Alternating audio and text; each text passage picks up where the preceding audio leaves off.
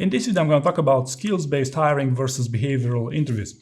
And to give a bit of background about myself, I used to do a ton of skills-based hiring when I did freelancing. I used to hire hundreds of IT people, primarily developers, testers, and some IT managers.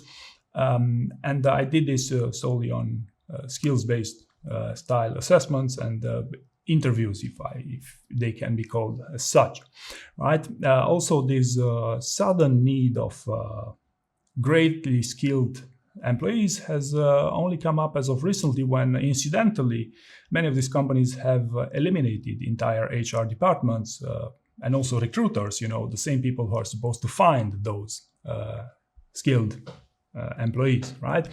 But I believe there are far more interesting points here I'd like to talk about here. So first and foremost, skills-based hiring. So if you hire someone who's super skilled at what they do, be it a developer, right? Can you be sure they will make a great employee? And here to make a pretty extreme analogy here, a smart thief is an extremely skilled person, but in a super bad context, right? Now, the same goes with people in any roles. People can be extremely qualified, extremely skilled for the specific attribute of their job. They can be an excellent developer, but they could always leave a backdoor in your code, right?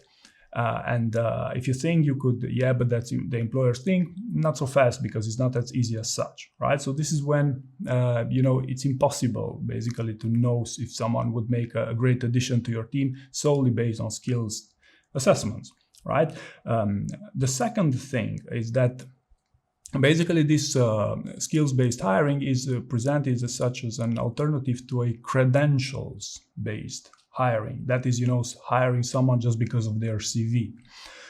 In my experience, at least with behavioral interviews, and I do this for a number of years, it's rarely been the case for me to correlate someone getting hired just because of their CV. And I'm speaking here primarily people willing to move around from a FANG to another FANG company, right? Usually to get up level. It rarely worked. I think I've had better success with people from non-FANG environments getting into FANG companies than people going from into another FANG. So credential-based hiring has never been a problem as it's trying to be advertised, right? Now, point number 3 here. Skills-based hiring is generally basically means using online assessment tools, right? So in online assessment tools, candidate fraud risk is significant. To give it the simplest possible example would be if you just call on some friends, make a gathering of half a dozen people to solve any coding interview, you cannot really find anything against this, right? Whereas for behavioral interviews, even for behavioral interviews, when it's a live conversation, usually it's also been a challenge because people tend to cheat in various ways, such as reading answers from their computer screens and so on. But the difference here is that to be a good cheater in behavioral interviews, or a good enough cheater to count in behavioral interviews, you have to prepare it at first, right? Whereas for a coding, and I'm just giving coding as an example, you just have to have those friends nearby, right? You just have to have some friends who are more knowledgeable than yourself, and then you're going to pass it, right?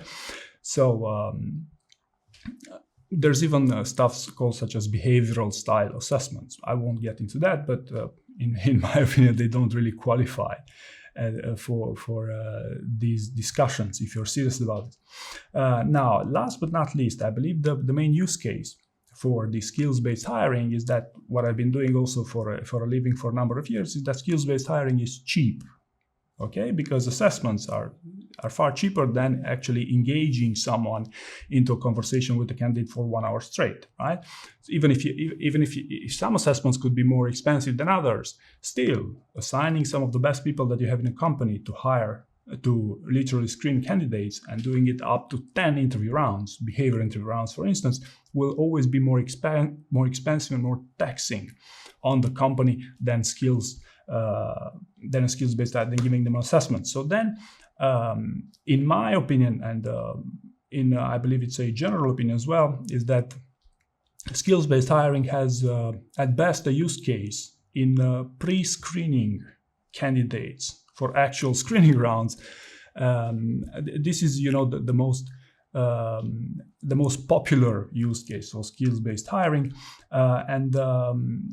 companies who don't have generous budgets when hiring people will probably extend this pre-screening to actually screening rounds to have those skills-based assessments. And again, I've been hiring hundreds of people on skills-based assessments, so I know, when you're a cash-strapped business, you have to do it. But in my opinion, this is a cheap way to hire people, an appropriate way to hire people if you know them and if you can differentiate them to compensate for a behavioral interview, for a face-to-face interview, or for at least a video interview, if you want. But these things are meant to coexist together and have always been there. Yes, this is hopefully will clarify skills-based hiring versus behavioral interviews.